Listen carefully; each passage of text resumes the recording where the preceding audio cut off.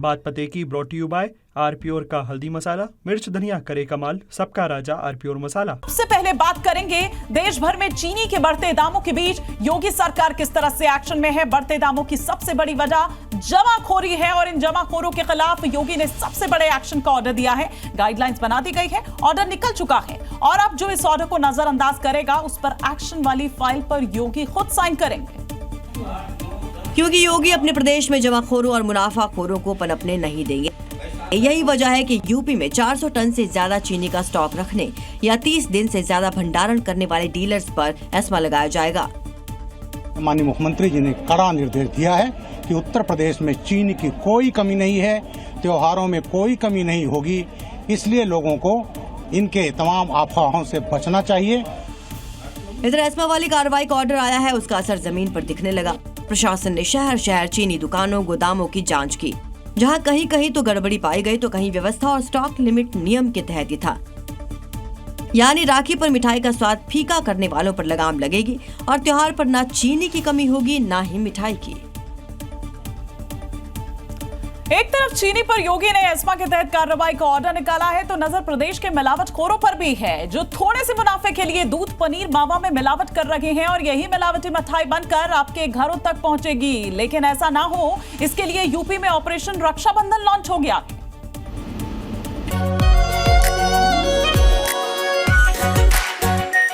आरप्योर शाही paneer masala, delicious, healthy everyday, जिसके तहत प्रदेश के हर जिले हर इलाके में खाद्य विभाग की टीम रेड डाल रही है, सैंपल जुटा रही है, निरीक्षण कर रही है और जांच के बाद कानून के तहत एक्शन की बात भी हो रही है। ग्रेटर नोएडा में डेयरी प्रोडक्ट्स की जांच की गई, सैंपल लेकर लेबोरेटरी भेजे गए ताकि लोगों की सेहत से खिलवाड़ करने वालों की पहचान हो सके।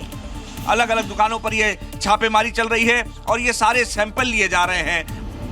हापुड़ में नकली मिलावटी मावे की शिकायत पर छापा मारा गया। त्योहारों को देखते हुए ऑपरेशन मिलावटखोर जारी है। छापेमारी में वनस्पति घी और रिफाइंड तेल से बना मिलावटी मावा जब्त किया गया। 700 किलो मावा नष्ट किया, जो अलग अलग शहरों में खपाने की तैयारियां थी। बुलंदशहर में डेयरी पर कार्रवाई कर सैंपल जुटाए गए। कुल मिलाकर योगी का प्रशासन मिलावट के खिलाफ युद्ध छेड़ चुका है, ताकि राखी से लेकर जन्माष्टमी पर नकली मिठाई खाकर आपकी सेहत ना बिगड़े। पश्चिम बंगाल में जादवपुर यूनिवर्सिटी में हुए बवाल पर अब बंगाल की सियासत भड़क गई है। मुख्यमंत्री शुभेंदु अधिकारी ने सीधे और साफ शब्दों में लेफ्ट पर निशाना साधा और बता दिया कि जादवपुर में राष्ट्रवाद स्थापित करने के लिए वो क्या करने वाले हैं। और इसके लिए सीएम शुभेंदु के निशाने पर टुकड़े टुकड़े गैंग हैं। टुकड़े टुकड़े गैंग, जिहादी गोष्ठी, काश्मीर मांगे आजादी, ये सब कथा जरा बोलছে তাদের মুখ সেলাই করা দায়িত্বটা আমার।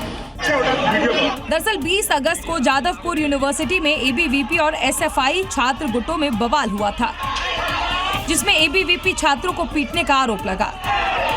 बवाल के बाद दोनों गुटों के छात्रों ने जमकर हंगामा किया। इस दौरान लेफ्ट छात्र संगठन की तरफ से वहां कई बार नारे लगवाए गए, जिस पर अब शुभेंदु सरकार की तरफ से तीखी प्रतिक्रिया दी गई है।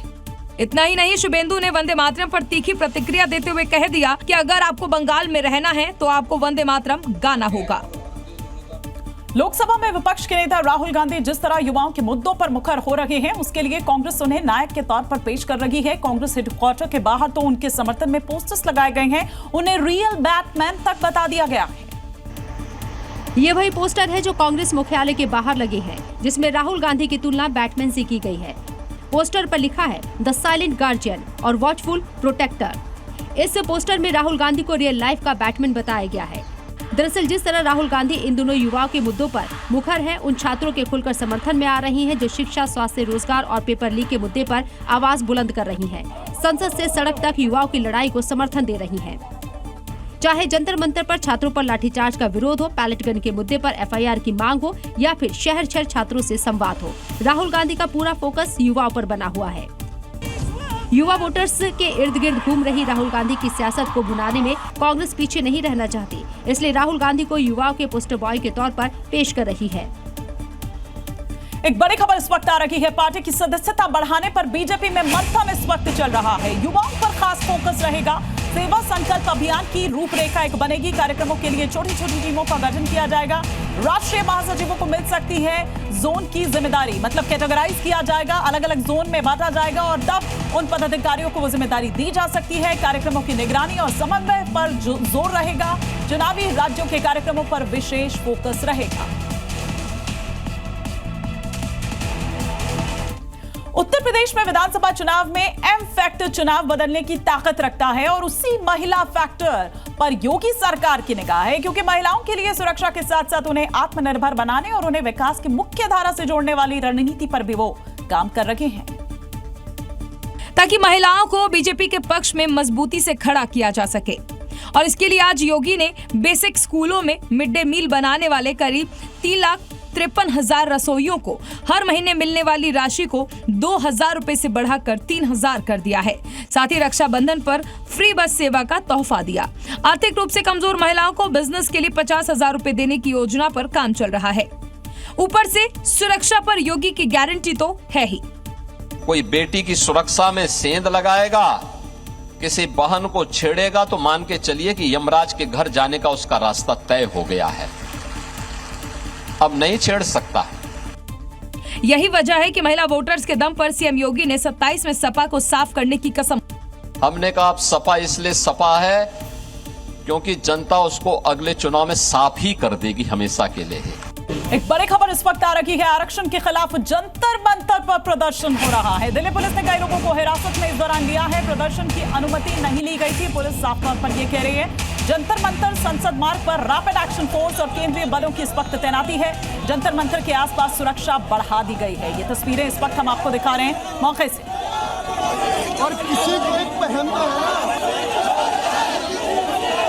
और एक बड़ी खबर इस वक्त आ रही है दिल्ली से। बिजली सब्सिडी से जुड़ी हुई ये खबर है। सरकार लागू कर सकती है नया नियम, ये बताया जा रहा है। सब्सिडी के लिए चुनना होगा विकल्प, हर साल करना होगा रजिस्ट्रेशन। सरकार जल्द ही वेबसाइट भी शुरू कर सकती है। सरकार का तर्क है कि सब्सिडी का खर्च बढ़ रहा है और इसीलिए नया नियम अब लागू किया जा सकता है। इसके लिए सब्सिडी के लिए आपको विकल्प चुनना होगा और हर साल बाकायदा इसके लिए रजिस्ट्रेशन कराना होगा। और अब बात उत्तर प्रदेश के मिर्जापुर की, जहां दवाओं की कालाबाजारी की शिकायत पर प्रशासन ने राजगढ़ सीएचसी पर बड़ी कार्रवाई की है। और इस दौरान जब प्रशासन की टीम ने एक बंद कमरे का ताला तोड़ा, उसके बाद जो कमरे में दिखा उसे देखकर हर कोई हैरान रह गया, क्योंकि बंद कमरे एक दो नहीं बल्कि 19 पेटी दवाइयां बरामद इससे हुई, जो सरकारी दवाइयां नहीं थी बल्कि प्राइवेट दवाएं थी। दरअसल प्रशासन को शिकायत मिली थी कि राजगढ़ के इस सीएचसी में अवैध रूप से प्राइवेट दवाएं रखी गई हैं। इसके बाद टीम मौके पर पहुंची और बंद कमरे का ताला तोड़ दिया। ताला तोड़कर प्रशासन ने वहां से लाखों रुपए की 19 पेटियां दवाएं बरामद की। आरोप है कि सीएचसी में प्रधानमंत्री भारतीय जन औषधि केंद्र की सस्ती दवाएं लेने की बजाय प्राइवेट स्टोर से महंगी दवाएं खरीदने के लिए मजबूर किया जाता है। फिर दवाओं को अपने प्राइवेट क्लिनिक में यूज करते थे, जहां बिना बिल के दवा बिक्री की जाती थी। फिलहाल प्रशासन की टीम ने कमरे को सील कर दिया। साथ ही ये दवाएं किसकी हैं और सरकारी अस्पताल परिसर के कमरे में इन्हें किस मकसद से रखा गया था, इसकी जांच की जा रही है। दिल्ली में तेजी से फैल रहे स्वाइन फ्लू से निपटने के लिए स्वास्थ्य विभाग पूरी तरह से सतर्क नजर आ रहा है। सरकारी अस्पतालों में आइसोलेशन और डिजास्टर वार्ड तैयार किए गए हैं। वहीं डॉक्टर्स ने लोगों से पैनिक ना करने और सतर्क रहने की सलाह दी है। अगर आपको सर्दी, जुकाम और खांसी है तो इसे हल्के में ना लें, क्योंकि ये स्वाइन फ्लू हो सकता है, जो मानसून के दौरान लोगों को परेशान कर रहा है। दिल्ली में इन्फ्लुएंजा ए के अब तक 2,392 मामले सामने आ चुके हैं। इनमें से स्वाइन फ्लू के 1,777 मरीज हैं। स्वाइन फ्लू के लक्षण सामान्य वायरल या मौसमी फ्लू जैसे ही होते हैं। तेज बुखार और ठंड लगना, खांसी और गले में खराश, शरीर और मांसपेशियों में दर्द, सिर दर्द, कमजोरी, थकान, नाक बहना या बंद होना। स्वाइन फ्लू जिस तरह पैर पसार रहा है, उसे देखते हुए स्वास्थ्य मंत्रालय पूरी तरह एक्टिव है। अस्पतालों में इंतजाम के लिए पब्लिक एडवाइजरी जारी की गई है। खांसते या छींकते समय मुंह नाक ढक लें। साबुन और पानी से नियमित रूप से हाथ धोएं। भीड़ भाड़ वाली जगह पर मास्क पहनें। बिना डॉक्टर के सलाह के दवाई ना लें। स्वाइन फ्लू पर केंद्रीय स्वास्थ्य मंत्री जेपी नड्डा दिल्ली के स्वास्थ्य मंत्री के साथ समीक्षा बैठक भी कर चुके हैं और हालात पर लगातार नजर बनाए हुए हैं। दिल्ली के बाद अब पूरे एनसीआर में सीएनजी वाले ऑटो बैन हो जाएंगे। सरकार ने सीएनजी ऑटो को धीरे धीरे सड़क से हटाने की दिशा में एक बड़ा कदम उठाने का फैसला किया है, जिसके तहत सीएनजी ऑटो के जो नए रजिस्ट्रेशन हैं वो नहीं होंगे। एनसीआर के अलग अलग शहरों में सीएनजी ऑटो के रजिस्ट्रेशन बंद होंगे। चरणबद्ध तरीके से रजिस्ट्रेशन को बंद किया जाएगा। नोएडा, गाजियाबाद, गुरुग्राम, फरीदाबाद, सोनीपत में जनवरी 2028 तक सीएनजी ऑटो का नया रजिस्ट्रेशन नहीं होगा। वहीं जनवरी 2029 से एनसीआर के बाकी जिलों में भी रजिस्ट्रेशन बंद कर दिया जाएगा। सीएनजी ऑटो की जगह इलेक्ट्रिक ऑटो लेंगे। सिर्फ इलेक्ट्रिक ऑटो का ही रजिस्ट्रेशन किया जाएगा। सरकार ने प्रदूषण कम करने के लिए कदम उठाया है। आगे बढ़े और बात करें मध्य प्रदेश के श्योपुर की, तो यहां जिला जेल की सुरक्षा पर सवाल खड़े हो गए हैं जब एक कैदी 22 फीट ऊंची दीवार फांदकर फरार हो गया, और वो भी चादरों की रस्सी बनाकर। लेकिन किसी को कानो कान खबर तक नहीं हुई। मामले का खुलासा उस वक्त हुआ जब कैदियों को वापस बैरक में लाया जा रहा था। लेकिन कैदियों में एक कैदी कम पाया गया, जिसके बाद पूरे मामले का खुलासा हुआ। दरअसल जेल में गीता पाठ की ऑनलाइन ट्रेनिंग थी। ट्रेनिंग के बाद कैदियों को बैरक में वापस जाना था, लेकिन धर्मेंद्र सेन कैदी गायब हो गया। जेल में पुलिस कर्मियों ने कैदियों की गिनती के साथ ही जांच करना शुरू की। जांच में पता चला कि गीता पाठ के बाद धर्मेंद्र सेन ने चादरों से रस्सी बनाई और फिर मौका पाकर 22 फीट ऊंची दीवार को चादर से बनी रस्सी से फांदकर फरार हो गया। अपहरण के प्रकरण में है वो बंद, और लगभग वो 3 महीने से अपने पास यहाँ था, और इसकी सूचना हमने मुख्यालय को भी दे दी है, वरिष्ठ कार्यालय को दे दी है। पुलिस अब फरार कैदी की तलाश कर रही है, तो वहीं जेल के सुरक्षा इंतजामों पर भी सवाल खड़े हो गए हैं कि आखिर कैसे कैदी पुलिस की आंखों में धूल झोंककर फरार हो गया। दिल्ली के जसोला में एक बार फिर से बवाल देखने को मिल रहा है। 15 साल के बच्चे को लेकर ये बवाल है। कल नाले में गिर गया था ये बच्चा, और अब तक इसकी तलाश जारी है। अब तक कोई पता नहीं लग पाया है। परिजनों और स्थानीय लोगों का हंगामा यहाँ पर इस वक्त चल रहा है। प्रशासन पर सीधे तौर पर हीला हवाली का जो आरोप है वो स्थानीय लोग और परिजन लगा रहे हैं। कोई बैरिकेडिंग वहां पर नहीं की गई थी। खुला नाला ऐसे ही छोड़ दिया गया था। ये देखिए कि कितना बड़ा ये नाला यहाँ पर, कितना गंदा कूड़ा कचरा यहाँ पर आपको नजर आ रहा है। उत्तर प्रदेश में अपराधियों के खिलाफ योगी सरकार जीरो टॉलरेंस की नीति पर काम कर रही है। ऐसे में अगर कहीं किसी ने चुनौती देने की कोशिश की तो फिर पुलिस एनकाउंटर वाला जवाब देती है, और ऐसा ही उत्तर प्रदेश के 4 जिलों में देखने को मिला। जब योगी फोर्स ने गौकश करने वाले अपराधियों के साथ लुटेरे और बदमाशों को घेर कर बुलेट ट्रीटमेंट दिया और फिर बागपत, इटावा, गाजियाबाद और कौशाम्बी से कुल 8 अपराधियों को गिरफ्तार किया, क्योंकि सीएम योगी आदित्यनाथ तो पहले ही अल्टीमेटम दे चुके हैं कि यूपी में अपराध करेंगे तो राम नाम सत्य भी करवा देंगे। सुरक्षा के लिए खतरा जो बनता है उसका राम नाम सत्य भी करवा देते हैं। लेकिन इसके बावजूद बागपत में जब यूपी पुलिस को बदमाश ने चुनौती दी तो मुठभेड़ में पुलिस ने आमिर के पैर में गोली मार दी और फिर गिरफ्तार कर लिया। वहीं इटावा में पुलिस ने एक बदमाश को घेरा तो मुठभेड़ शुरू हो गई, जिसमें आरोपी के पैर में गोली लगी। वहीं गाजियाबाद में चोरी और छिनैती की घटनाओं में शामिल 2 आरोपियों को पुलिस ने मुठभेड़ के बाद गिरफ्तार किया, जबकि कौशाम्बी में पुलिस की एक कार में सवार 4 बदमाशों के साथ मुठभेड़ हो गई। इस मुठभेड़ में आलिशान नाम के बदमाश के पैर में गोली लग गई, जबकि बाकी 3 साथी बदमाशों ने सरेंडर कर दिया। बिहार के पटना में बदमाशों ने पुलिस को खुली चुनौती देते हुए फिल्मी स्टाइल में थाने के बाहर फायरिंग कर दी, जिसके बाद पुलिस की एक टीम ने आरोपियों को 12 किलोमीटर तक पीछा करते हुए तीनों आरोपियों को धर दबोचा। बिहार के सीएम सम्राट चौधरी की वार्निंग को नजरअंदाज कर दिया था। मैं कभी अपराधी के सामने झुकने वाला व्यक्ति नहीं हूँ। अपराधी हर हालत में जाएगा, उसको बिहार छोड़ना होगा। दरअसल आरोपी फिल्मी अंदाज में हथियार लहराए हुए थाने के पास फायरिंग कर दहशत फैलाने की कोशिश करते नजर आए। जैसे ही इसकी खबर थाने में बैठे पुलिस को हुई, फौरन आरोपियों का पीछा किया गया। थानाध्यक्ष के नेतृत्व में एक टीम बनी और उनका पीछा किया गया। उनका पीछा करते हुए वो छितनावा नई सड़क के पास पहुंचे और वहां पर उन लोगों को पुलिस बल की सहायता से पकड़ा गया। वहीं आरोपियों के पास से पुलिस ने एक पिस्टल और जिंदा कारतूस बरामद कर लिया है। पूछताछ में फायरिंग का मकसद इलाके में दहशत फैलाना बताया जा रहा है। पुलिस अब आरोपियों का आपराधिक रिकॉर्ड खंगाल रही है। उत्तर प्रदेश के मुजफ्फरनगर में एक मदरसे पर योगी सरकार का बुलडोजर गरजा है और मदरसे के अवैध हिस्से को मलबा बना दिया गया है। दरअसल प्रशासन को मदरसे में धर्मांतरण की शिकायत मिली थी, जिसकी जांच में अवैध निर्माण होने का खुलासा हो गया, जिसके बाद योगी का महाबली फुलत मदरसा पहुंचा और टॉप गियर में अवैध हिस्सों पर प्रहार करना शुरू कर दिया। देखिए कैसे मदरसे में अवैध निर्माण और दीवारों को जमींदोज किया जा रहा है। मदरसे के भीतर पुलिस वाले भी दिखाई दे रहे हैं। कैसे एक बड़े क्षेत्र में मदरसा बना हुआ है। मदरसे के भीतर कार्रवाई के बाद हर तरफ ईंट पत्थर और मलबा ही दिखाई दे रहे हैं। बाहर की दीवारों से लेकर अंदर के निर्माण कार्य तक महाबली चला है और हर अवैध हिस्से को तोड़ा गया। जिला प्रशासन को शिकायत मिली थी कि मदरसे में धर्मांतरण कराया जाता है। इसी शिकायत पर जिला प्रशासन की टीम जांच करने पहुंची थी, लेकिन जांच में अवैध निर्माण का पता चला और फिर बुलडोजर एक्शन हुआ।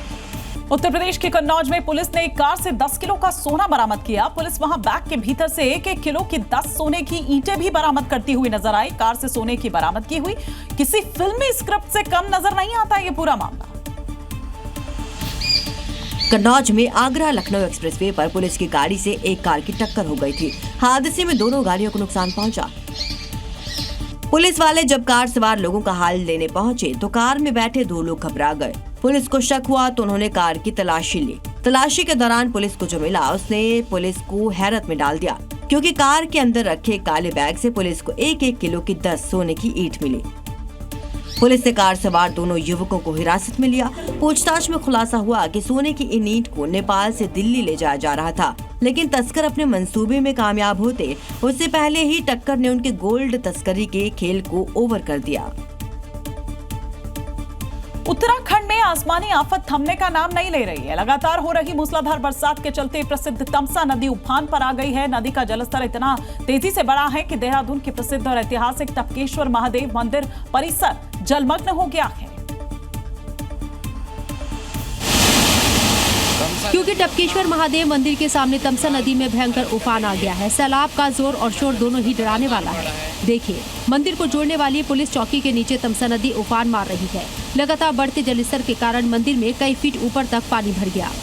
इस दौरान मंदिर परिसर में जगह जगह अलर्ट का नोटिस बोर्ड लगा दिया गया है। इस प्रवाह को देख करके आप खुद अंदाजा लगा सकते हैं। और हमारे यहाँ खड़े होते ही कम से कम 2 से 3 फीट तक का जो ये जलस्तर है वो आगे बढ़ना शुरू हो गया। तो ऐसे हालात में नदियों के किनारे न जाएं। जिला प्रशासन ने आम लोगों से भी अपील की है। फिलहाल टपकेश्वर महादेव मंदिर का गर्भगृह सुरक्षित है और अभी तक किसी भी तरह के जानमाल के नुकसान की सूचना नहीं है। लेकिन तमसा नदी के रौद्र रूप को देखते हुए एनडीआरएफ और एसडीआरएफ की टीम अलर्ट पर है। मीठा या नमकीन, चाहे जैसे खाओ, 100% सूजी से बनी आर प्योर वर्मिसेली, स्वादिष्ट, सेहतमंद हर रोज।